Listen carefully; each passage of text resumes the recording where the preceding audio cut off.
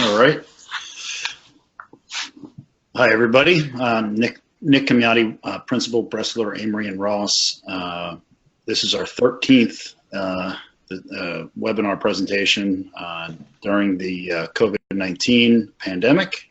Today, we're going to be talking about bull or bear, financial markets, and COVID-19, and it's going to be a historical review of what other bear markets have done and in comparison to where we are today. We're going to walk through some historical background, and then we're going to go through some current market updates, and then we're going to try to be a little bit conversational. So if people have questions or anything that they would like us to discuss or answer, the chat feature on the bottom, you can send us a question, and we'll do our best to try to answer it. But we want this to be interactive between the four of us, and if there's any additional questions, we're happy to entertain them. It's obviously no hard and fast, clean cut answers to some of the issues that we're dealing with here, because no one has a crystal ball to foresee how the pandemic is going to ultimately resolve itself, and some of the issues that we're dealing with and that we're seeing there's no solutions yet. So with that, I'd like to introduce first I'd like to say that we are going to be taking a break from the weekly series until after the 4th of July, and then we're going to pick up on an abbreviated summer schedule, but we are going to continue the series once we get past the holidays, and then move to probably an every other week, or as things are timely and arise, we will continue our webinars. And with that, I'd like to introduce our panel. First, we have Brad Rounsaville, Principal with Bressler, Amory, and Ross. He's down in our Birmingham, Alabama office. He is a member of the Financial Institutions and Securities Litigation Practice. We have with us Drew Maldonado, a Senior Client Strategist with Bank of New York Mellon Wealth Management, located in New Jersey, Madison, New Jersey.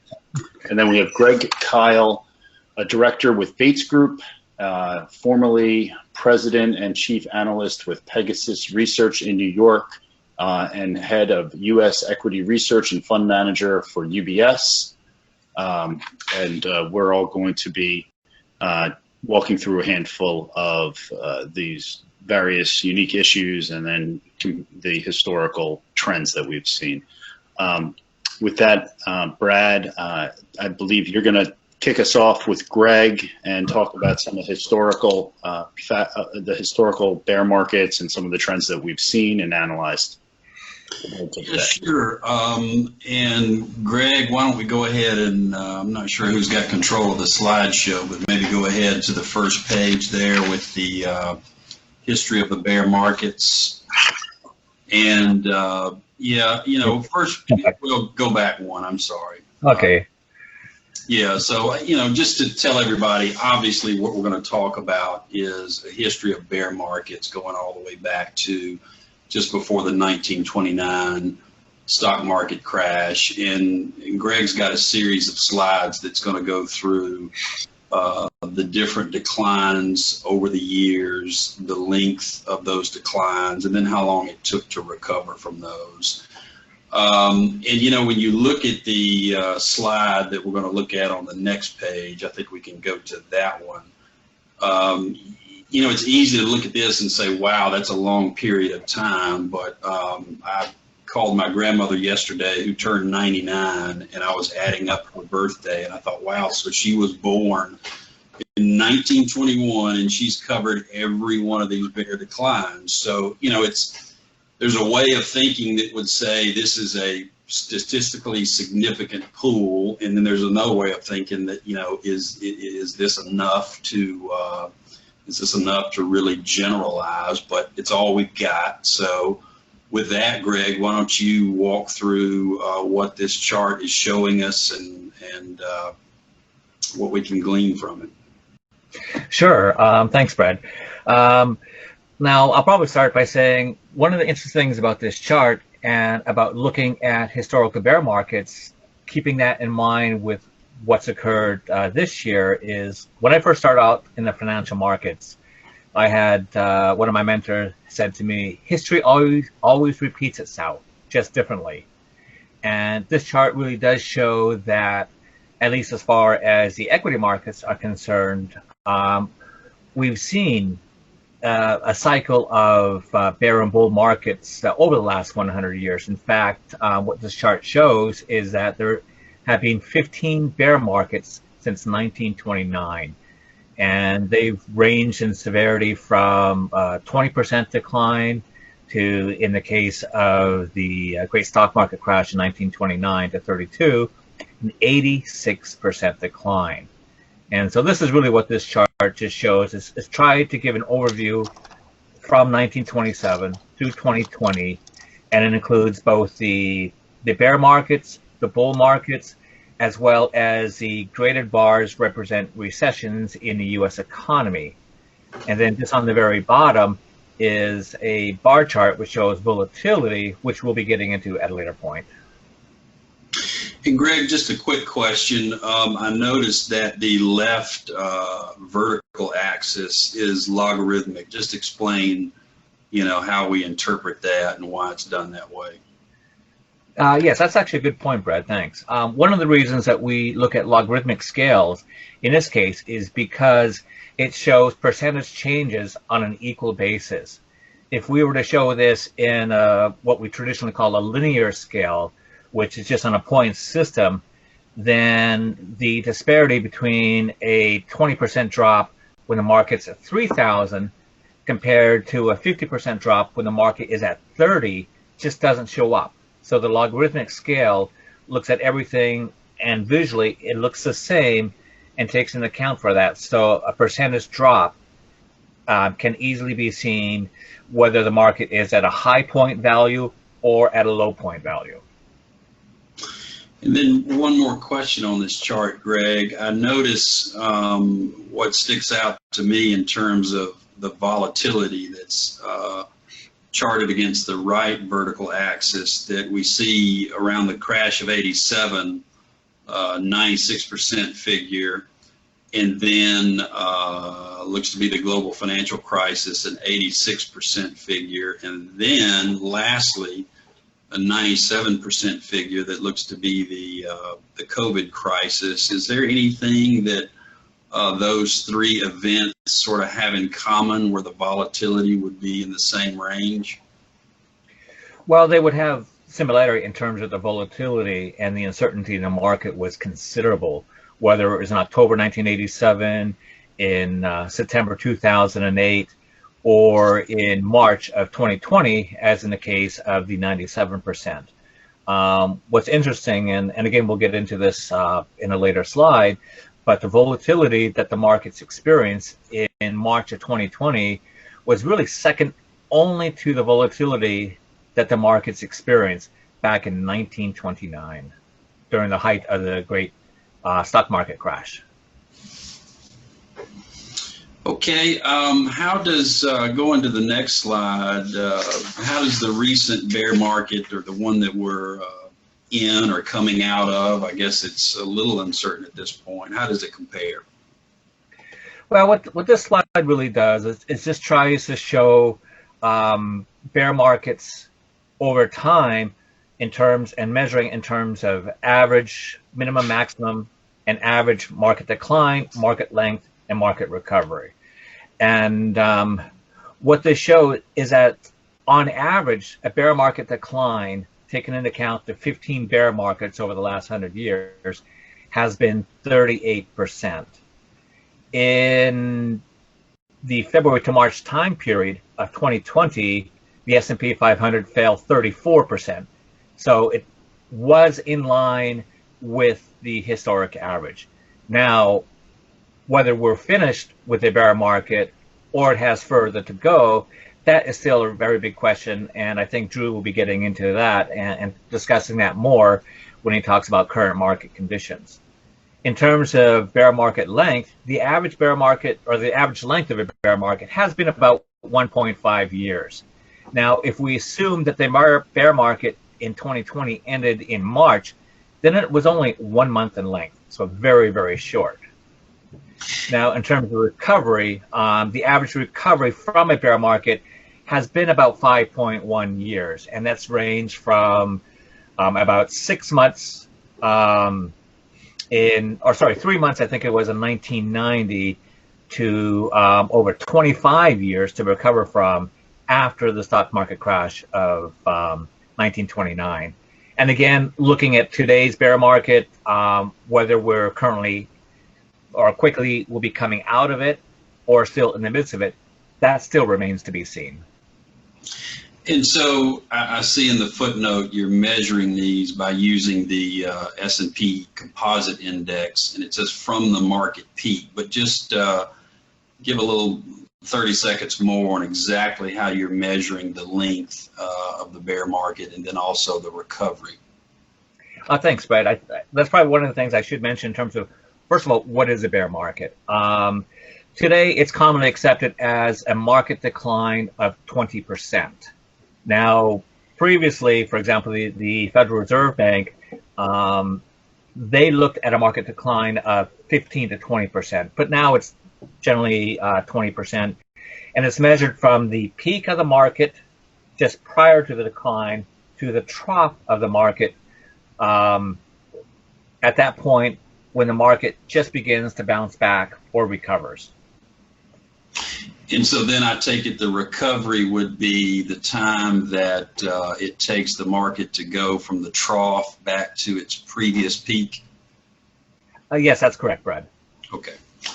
All right, so moving on to the next slide, let's walk through these and what do these measure? This basically shows, it ranks some of the various bear markets we have in terms of the quickest to decline, 20%, the worst in terms of decline or drawdown percentage-wise, the longest to recover from, and the shortest in length.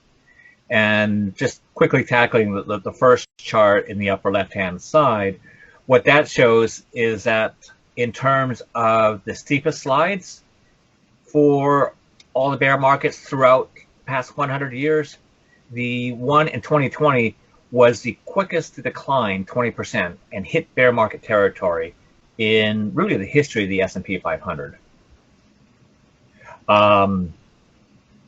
Now, in terms of rank by worst drawdown, at this point, it is still the great stock market crash of 1929 to 1932 that really had the worst drawdown, with the S&P composite index dropping 86%. Now, this is probably a little bit of trivia and maybe a little bit in the weeds, but the S&P 500, although we commonly refer to it going back to 1929, actually did not come into existence until 1957. Prior to that, it was the S&P 90, and then that was rolled into the S&P 500, or expanded into the S&P 500 in 1957. Now, in terms of the longest to recovery, or to recover from, again, the stock market crash in 1929 was really the longest, taking, as I mentioned earlier, 25 years to recover from. And then in terms of the shortest bear markets, if we assume at this point that the bear market that the markets experienced in 2020 is finished, then it really ranks as one of the shortest to recover from. But again, we're still early on in the midst of this COVID pandemic, so it's very difficult to say at this point whether the bear market is actually finished or it has longer to run. Okay, and then moving to the next slide, is this just a chronological ranking of the all of the bear markets we've been through since 1929? Oh, I missed a slide. Yeah, the if we jump, oops. I think I may be missing a slide, but we can go to the volatility. Let's talk about that. Okay. So what this chart shows, it really just shows the volatility since 1928 and through 2020. And we look at it in terms of two ways. One, a 20-day trailing average, or commonly known as a 1-month trailing average, and a 250-day or 1-year trailing average. Now, the volatility here is measured as annualized standard deviation, which is quite common and is really the accepted way to measure volatility. And again, it just shows or highlights how much volatility there was in the market in March 2020 compared to the entire history of the S&P 500. It was, again, really only second to the volatility that the market experienced back in 1929 during the height of the great stock market crash. Without getting too far into the weeds or getting too far into what Drew may have to present, but going back to my question earlier about the sort of extreme volatilities we've seen back in '87 and certainly in the global financial crisis and now with COVID, is there anything those peaks share in common? For example, leverage. We know leverage was a big driver of the global financial crisis, both at an institutional level and at a retail level. Are there any particular issues with leverage that have emerged in the 2020 COVID decline? Well, there's less of an issue with leverage in 2020, in particular, when you compare it both to 2008, 1987, and even in 1929. I think the one aspect that all these four significant peaks in volatility had in common was they are what I would call black swan events. They were very unexpected in the marketplace, and because of that, that's why the volatility had spiked so significantly. Okay.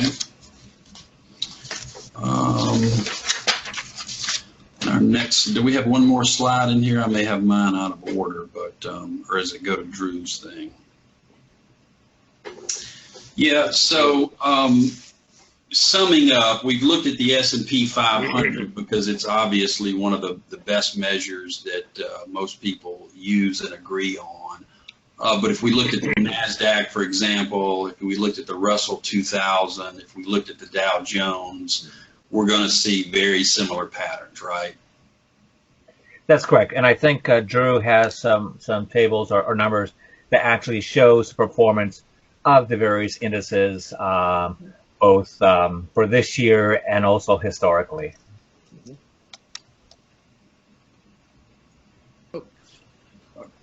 And we'll move on. But Greg, first, I know we were talking about a relevant comparison when we were speaking about the presentation. Obviously, we haven't seen anything like COVID in our lifetimes, but I guess the closest comparison would be to the Spanish flu of 1918. Do you think that's relevant to how things are progressing today, or any kind of comparisons between those two events? Well, that's a good question, Nick. I think there are certain comparisons that we can draw from, but we also have to be careful there. First of all, the COVID virus is a novel or new virus, so there's still so much we don't know about it. We don't know if it will be coming in successive waves, similar to the 1918 influenza pandemic. So for those that aren't familiar, in 1918 and 1919 as well, the influenza pandemic actually hit in 3 separate waves. The first wave came in March of 1918, similar to what we've experienced this year. Then it dropped down a little bit during the summertime. It came back much, much stronger and much deadlier in terms of mortality in the fall of 1918, which is what we call that deadly second wave back then. And then it declined, and then there was a third wave in the late winter and early spring of 1919 for the U.S. And other countries that continue actually through 2020. Now, one of the questions that we've looked at is what type of an impact, or what kind of impact did that influenza pandemic have on the U.S. economy? And interestingly, it had not that significant of an impact, primarily because, as many of you probably remember, during this time, the U.S. was in the middle of the First World War. So the economy was on wartime production. So because of that, there wasn't as significant an impact.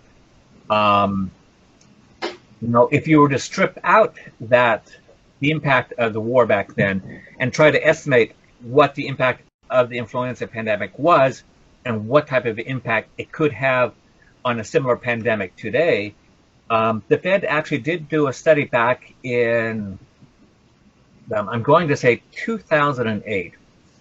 And I think they said that if there was a future pandemic as severe as the 1918 pandemic, then the U.S. could expect a decline in GDP of between 4 and 6%, with several years of negative economic consequences.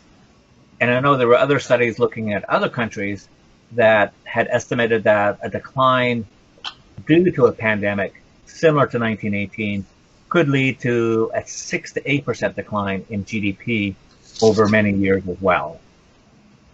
Right. And well, let's. There's a couple things that I think we can talk about once we get through. But let's turn over to Drew and let's get to our current market update to get where we are now, because obviously there has been the rebound that we discussed, but I don't think anybody thinks that we're 100% out of the woods right now. But the markets in May they started to heal, and Drew. This shows some various types of securities and how they perform through May. So, can you just walk through what are the trends that we started to see in May with respect to the various different indices and types of investments? Sure. Yep, I appreciate that. So this is a good landing page and a good summary through May, as you pointed out. And it kind of compares different markets. And I think the important thing to understand here, the blue bar represents kind of a normalized range for many of these different types of different securities. You can see the extreme readings on the right or the left. And then you can see as the end of May where those stood. And I think there are a couple of things to point out here, right? One would be that the price to earnings ratio of the S&P equities in the uppermost bar was certainly getting to a level where a lot of people felt valuations were getting ahead of themselves. Clearly, markets have done better than people thought they would. There are a variety of reasons which we can discuss why that might be the case.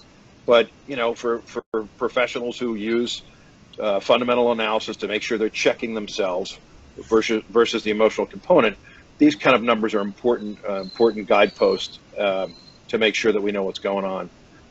The other thing that I think sticks out, and there are quite a few, as you can see on the page, is the VIX index. So we talked about volatility before. Clearly, when volatility spikes, it's usually an issue where equity markets in particular, having difficulty.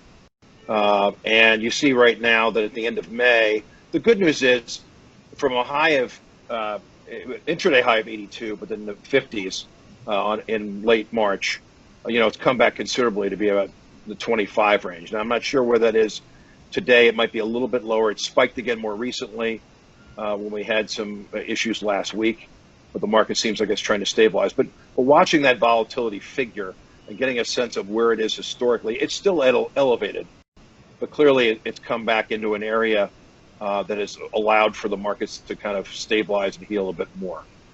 And a lot of that stabilization was because of the government spending. Can you just explain what was the inverse effect on what we see with the Treasury yields? Well, and I think flooding, right, and to your point about the spreads in Treasuries and then some of the spreads in investment grade and high yield. I mean, the Fed, and we'll talk about this probably, Nick, I know it's something you wanted to touch on in a broader scale. I do think what the Fed has done between monetary and fiscal policy, the response has been swift and enormous. And I think what markets have been trying to understand and grasp is what's the net effect of all these trillions of dollars that are flooding into the system. Remember, when interest rates are that low, while certainly there's a higher risk component, that money needs to go somewhere. And I think there's a consensus out there that one of the reasons why equity markets are elevated compared to where people thought they would be is because of the dramatic nature of the fiscal and monetary response, providing liquidity to the system. I think it's quite, and this gets back to something Greg may want to talk about and tie in, the response from the Federal Reserve and the government in the Depression was vastly different. It wasn't anywhere near the same reaction. I think everyone on the call will probably remember 2008, 2009, and realizing that in some way, while we wouldn't want to repeat that, the experience in 08 and 09 allowed the governments to be more proactive and more decisive, I think, in the liquidity they wanted to provide this time with COVID. Yeah, while we're here, Greg, did you want to touch on some of the differences in the response now? Sure. Well, with each successive serious recession or bear market, we did see, beginning with 1929, an increase in government regulation and attempts to try and stabilize the market. And in 1929, that really led to the Securities Act of 1933 and the creation of the SEC with the Securities Exchange Act of 1934. And all of that was designed to put or try to instill trust and confidence back in the markets again. Now, because the U.S. economy was still very fractured at that point in time, you really didn't have a strong federal response. A lot of it was really much more regional in terms of trying to initially deal with the effects of the Depression first and the equity markets second. Right. And I found it interesting when we were looking at these charts, and I'm going to jump back a couple. We've seen the volatility being similar with the 29, 87, 08, and 2020. But what I found to be quite incredible was just how volatile it was for an extended period of time over a number of years, up until, as you discussed, the stabilization from the government with the 33 Act, and then getting more involved with trying to give people confidence in the market there. That's correct. It was really a very difficult time in the marketplace. I think it was really from 1929, the Great Recession really was one of the major contributors then to the Great Depression that essentially lasted 10 years. So there was a lot of insecurity or uncertainty in the marketplace in terms of the state of the economy, particularly when people were experiencing these bread lines, these soup kitchens, these run-on banks. In fact, I think by 1933, over half of U.S. banks had failed. So because a lot of that economic uncertainty, that just contributed to this high period of volatility during the 1930s. At least they could get haircuts, though. I mean, they're not dealing with all the stuff that we're dealing with the long hair. It's like crazy. Brad and I are loving it, but I'm getting good at this. So, one other thing to add there, and we can go certainly move along, Nick. I just think it's probably worth pointing out. So the markets have become almost ruthlessly efficient with the speed of which they consume information and react to it. One would argue perhaps almost too much so, and that there are overshoots for people who are professionals and understand when valuations get stretched both up and down, although they always say that things fall 3 times as fast as they go up. That's an old stock market saw. But I think what you did see with that, to Greg's point about the speed of this last decline, is exactly that. There's so much information out there. There's so many ways to access liquidity, and everyone tends to be a little bit more on the same side of the trade quicker than they used to many, many years ago. And maybe that's why part of that took so long to unroll and unravel, the lack of the imperfect information. That's really a great point, Drew, because we did see that for this year, also with the Volmageddon, if you will, in terms of that sudden rise of the CBOE volatility index back in February of 2018. Mm-hmm. Mm-hmm. I was reminded to give out our CLE codes. So the first one is going to be volatility, which is right there for everybody. So I'll put that in the notes so that you have it there, and I'll give the second one in a little bit. All right, so back to where we were, and Yep. here's another chart that shows a lot of different market returns for various indices, and with all this package should have been emailed to everybody, but if you have an issue with that, please reach out to any of us, and we'll do our best to get a copy over to you. So here, Drew, we see the performance for the traditional 1 year, 3 year, 5 year, 10 years. What does this show as far as May, as what we've seen? Obviously, year to date, mostly down, but May you can see the rebound. And, Yep. Can you just explain where we're first seeing the rebound, Sure. and where there's some lagging? Sure. So I think this is an important page, something we like to share with our clients, because it's kind of a good recent and historical landing page comparing asset classes performance, short term and long term. And I think the reason why that's an important thing to understand is obviously there are different risk metrics with each asset class. But to your point more recently, Nick, about how things performed, you've been reading more lately about how expensive technology stocks have become, FANG stocks have become, and it's kind of accelerated a trend that was already existing, right? That some of these technology companies, people are getting away from bricks and mortar, but technology companies in general have been performing better. I think the NASDAQ 100 is up 14% this year, where the S&P was still down 3 coming into today. And so it's kind of accelerated some of the trends. And the first things to turn and do better were large cap stocks that didn't have cash flow concerns, that could raise capital if needed more easily. And that includes some of the technology stocks as well. But what you see here in May, which is different, is that as the rally became extended, as valuations on those initial movers became more frothy, you saw a rotation into mid and small cap stocks. And that's kind of why when you look down that middle bracket there, the left line under May in the equity piece, that's why you see the performance of mid cap and small cap doing so much better on a relative basis now. If you flip to year to date, it tells a different story. The year to date would capture some of that downdraft and all that rebound. And you see that large cap stocks, on the other hand, have performed much better because they are inherently viewed as less risky. Again, cash flow is something that is typically an important descriptive state of those companies. They have good cash flow, and their ability to raise capital is somewhat easier. And so there's a flight to quality, and now there's more of a rotation. People are talking about a rotation from growth into value. Now that's gotten a little muddied in the last few days, but that was an indication that the people were looking for better valuation in the markets.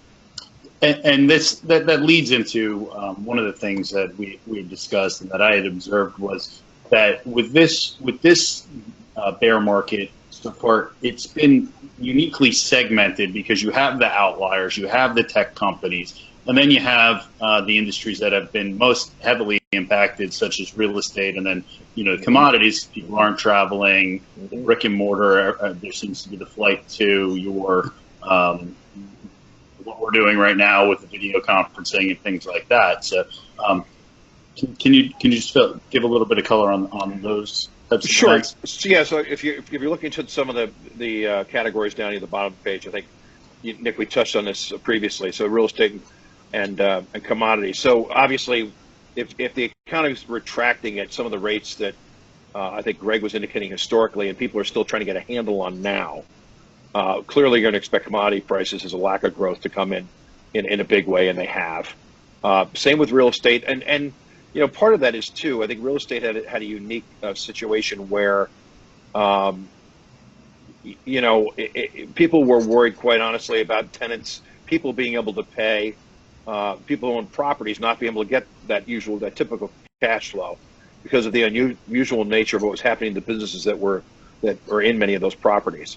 And so it's a little disproportionate, it's a little exaggerated, but the reality is year to date, you can see that again in May, the performance is somewhat different, but year to date, there's still some damage done. And that also affects, to your point, the industries, many of the industries that those folks are involved in. I do think segueing a little bit, travel and leisure, retail, are some, clearly restaurants. So there's some industries out there that are being disproportionately punished. And one of the things we'll probably talk about at some point in this conversation is, is the market pricing in right now? What is the market telling you right now about the risks of a second wave and how severe that will be? And that's a matter for a debate, but certainly it's something that people are trying to get their hands around, because this is a unique experience. It's not a financial engineering crisis. This is a health crisis, in which people are, moving heaven and earth to try and deal with.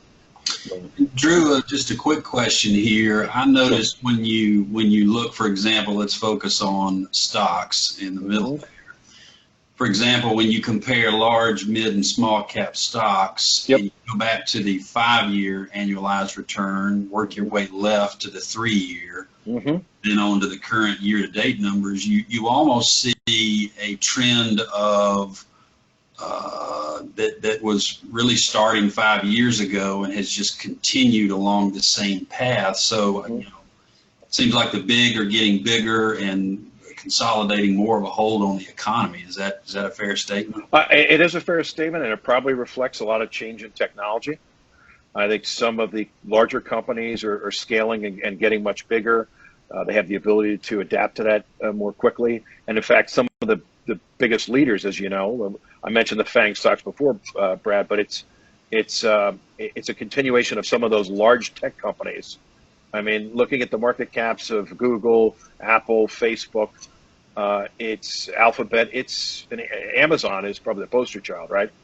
Because it's really a logistics company as much as anything. But yeah, I think that's probably something that has been happening over a period of time, and a good observation on your point, and has led that larger cap type of company that maybe started 10, 15 years ago as a smaller cap company to kind of really help skew those numbers a little bit.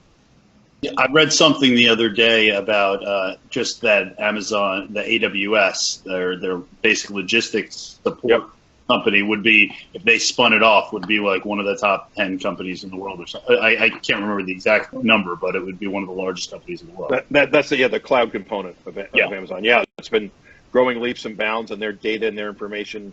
I think what you had heard a couple years ago, interestingly enough, was that there have been some noises made.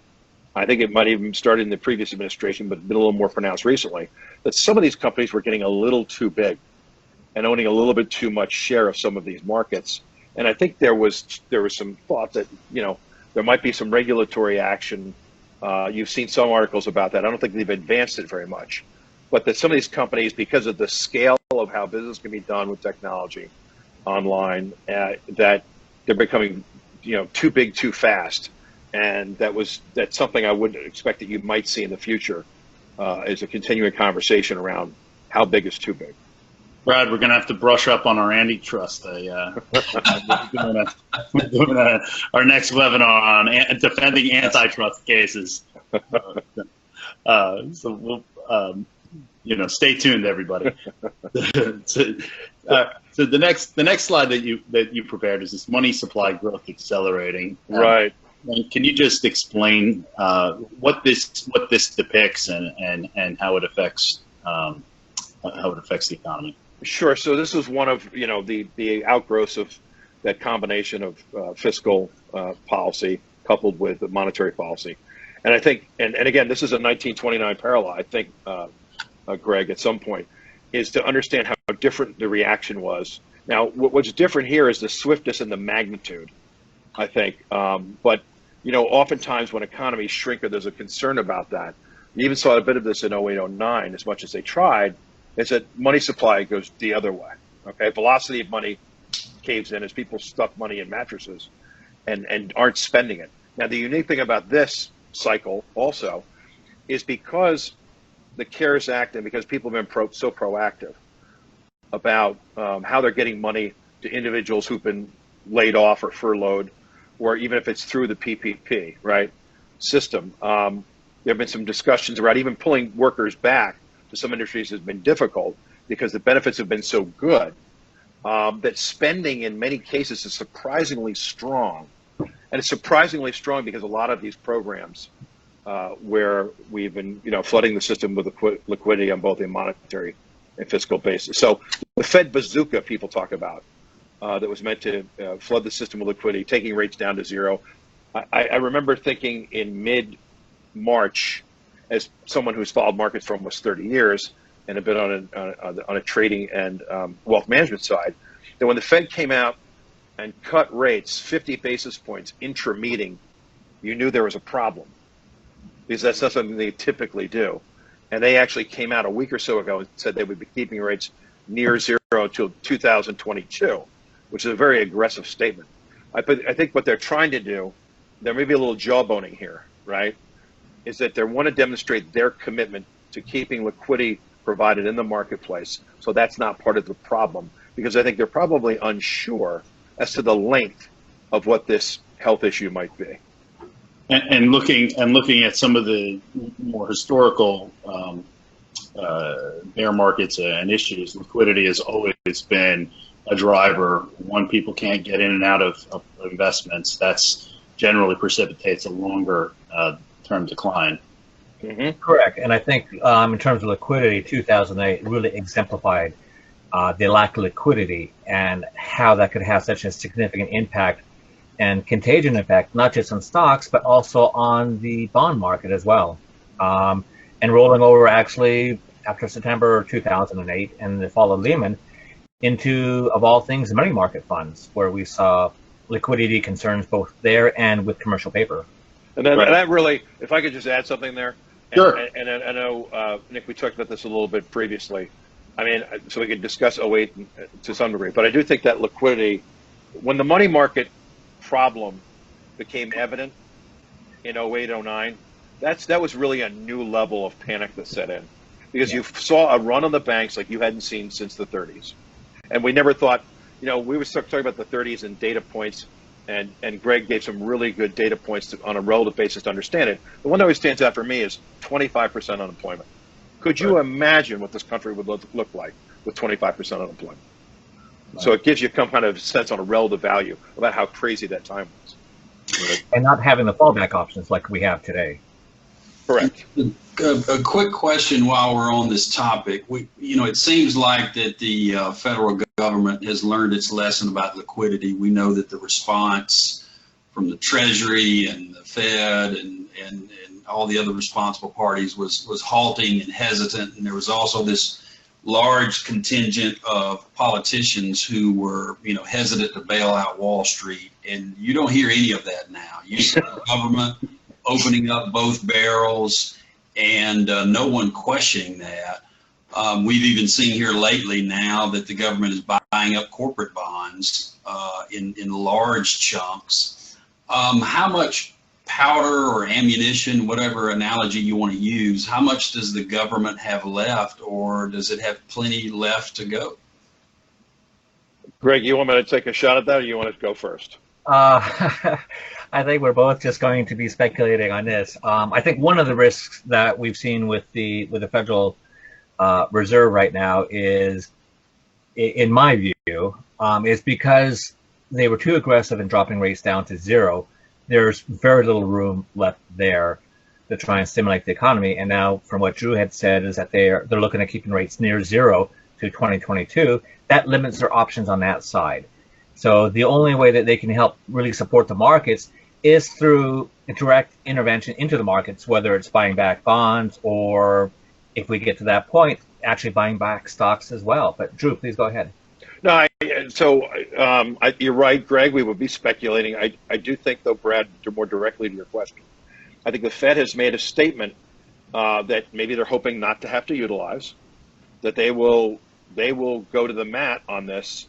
They're trying to outsize the problem as a way to stabilize it to some degree. You risk actually an overshoot of inflation if there's a little fall problem, by the way, but that's a different discussion. But I think they've made the statement that they're there, they stand ready, and they will print money.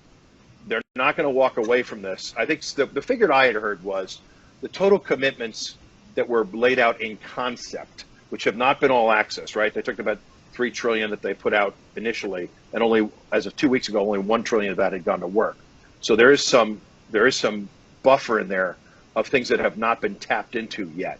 But the number I had heard in total that could be proposed was somewhere in the $9 trillion range. The figure that stuck out in my mind was 44% of the value of the total U.S. economy, if everything got enacted as of a couple weeks ago, would be what would be on hand to supply support from a fiscal and liquidity perspective. So I think the risk you're on, and Greg will walk you.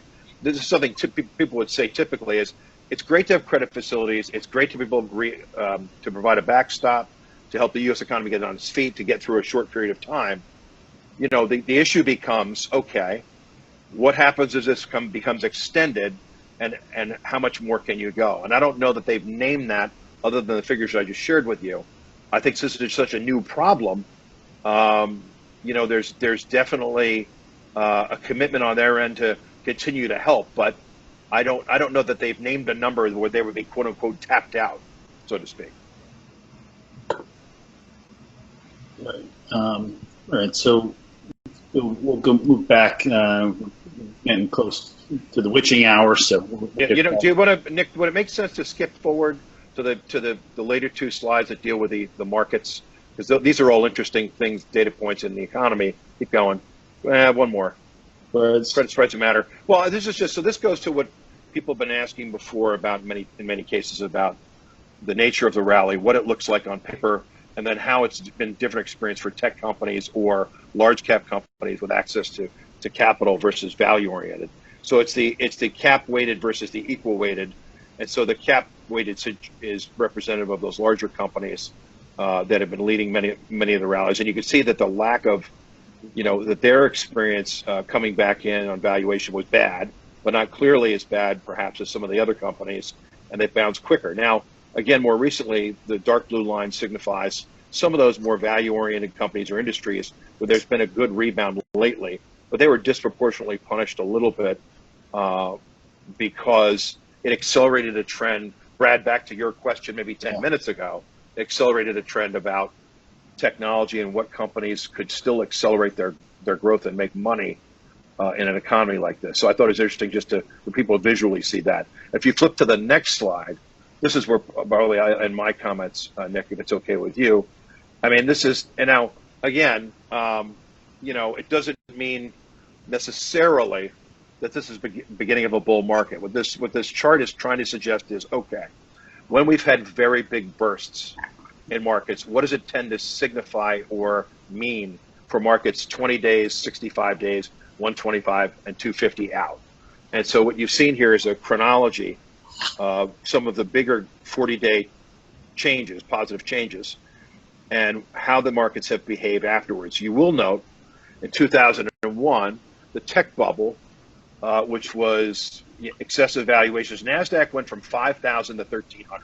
It's an 80% decline in market value. Oddly enough, NASDAQ's leading now, 10 years later, everything else. But when you're looking at numbers, trying to get a sense of what does it mean? Is this, you know, what is this? Is this a beginning of a new bull market? Is this definitely a bear market rally? And I think the jury's still out on that a little bit. But this is, we thought, was a really interesting data set to kind of take some time and go over, and understanding that outlier in 2001 and why that was longer. Perhaps, you know, 9/11 was also part of that, which probably complicated matters. But certainly the power of that bounce and what that looks like, you know, may mean something different.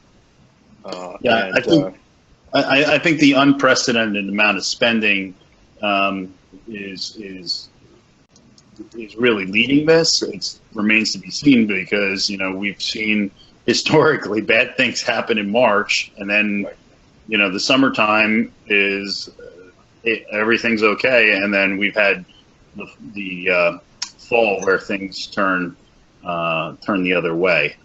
So hopefully we don't see that. I'm not 100% convinced that everything is going to be just exactly perfect going forward, especially when you have the enhanced unemployment running out at the end of July. As you've discussed, people are, you know, when you have places operating at lower amounts of capacity and people's general hesitancy to go into retail, you're going to have various segments of the industry, of the economy, excuse me, that are going to take a while to come back. And one of people I've talked to has referred to this as a dead cat bounce, and I think it remains to be seen whether or not it is. That's a heck of a dead cat bounce. That's all I have to say. I mean, Well, they always land on their feet. It must have been it was a very athletic cat.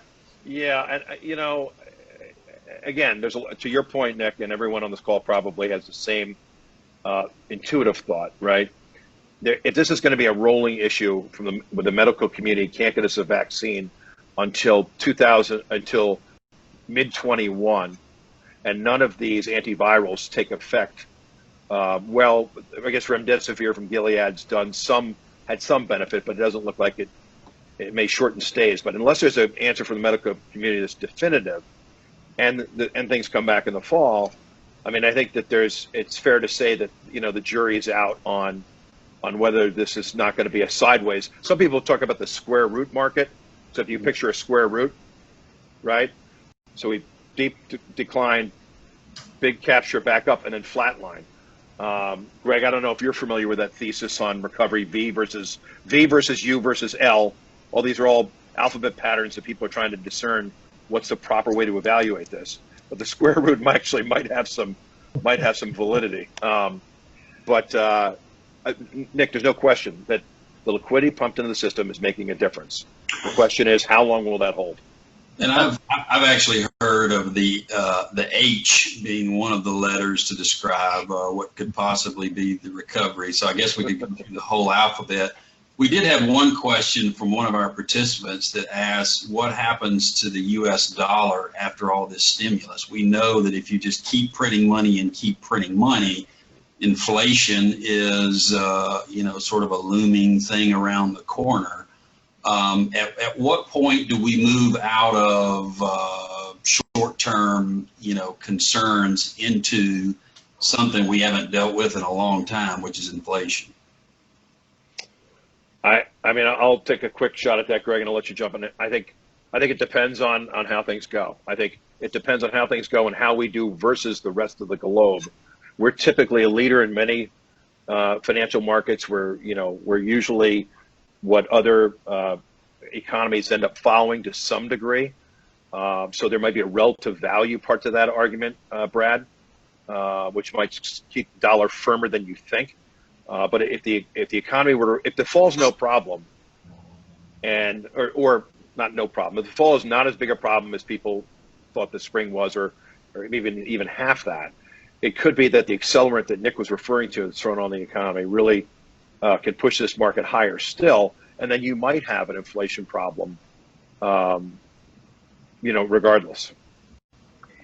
Yeah, my view is that assuming that they continue to print money, yes, in theory it can lead to inflationary pressure, but at the end of the day, if there's no demand, it's very difficult to see that inflationary pressure. And as long as on a global basis, because the societies and countries are much more interconnected today, if there's concern that there can be or could be a second wave or a third wave, people's behavior will dictate whether they go out shopping, whether they go out restaurant, whether businesses are going to invest in increasing their inventory for anticipated demand.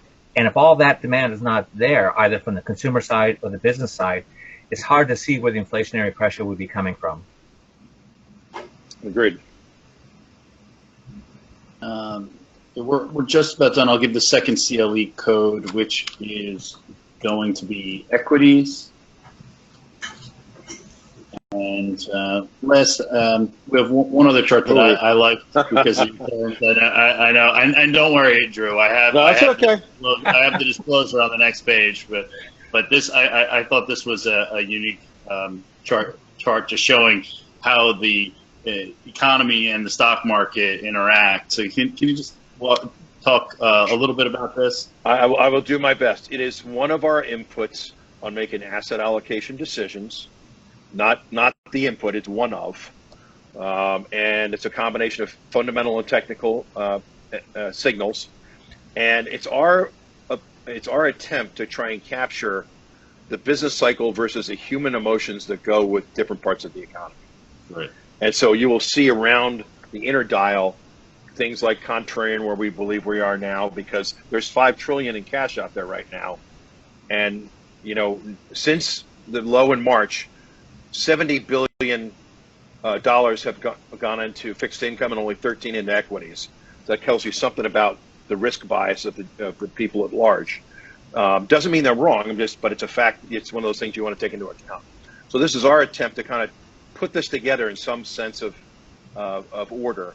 And as you go around the clock, you have varying degrees of risk tolerance, prudence. Obviously, if you swing all the way around, you see, positive bias, aggression, prudence, capital preservation, and contrarian. And then the business cycle, aspects of this are kind of around the outside. So we're not at high unemployment, but we're at higher unemployment than anybody typically thought would be. We're certainly not at rising commodity prices, which is the lower left-hand corner, which maybe speaks to the atypical nature of what's going on now, the short-term nature, as people still try and size. Is this a long-term problem? Is this an intermediate problem? Or is this a short-term problem? But yeah, Nick, this is kind of a neat thing for us internally, where we try and make sense of it in some graphic form, and use it as an input.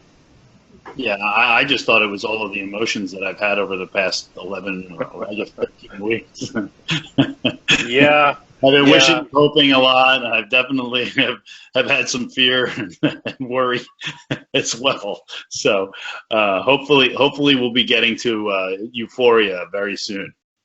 Yep. Well, and if you look at what's happening in the news lately with the rental car company Hertz, we may need to add insanity as one of the plug-ins to this circle here. I'd tell all the participants, if you haven't kept up with that already, it's really wild watching what's going on with Hertz right now. Mm-hmm. Yeah, that is pretty wild. It's interesting to see. I just right before we logged on saw that they halted trading today for a bit. So that one seems like there's going to be a pretty good story and potentially a movie to be made. So with that, we're about on the hour. I'll put the little disclosure that we have here that everything that we put out there is just informational, et cetera, et cetera. But if anybody has additional questions, feel free to reach out to us. We'll be sending an email around with the contact information. And with this, if you need the CLE forms, we'll be sending that back around. I know that we sent them out this morning, but we will be following up with everybody. And thank you guys for tuning in. Thanks, Greg and Drew and Brad for jumping on and helping us out today. We try to keep these right to an hour, and hope everybody enjoyed our presentation. We will be resuming our presentation after the 4th of July holiday, and we will send some emails out in the near future to discuss what's upcoming on the agenda. So with that, everybody have a great 4th of July holiday, and we look forward to doing this again soon. All right. Thanks for having us. Take care, guys. Thank you.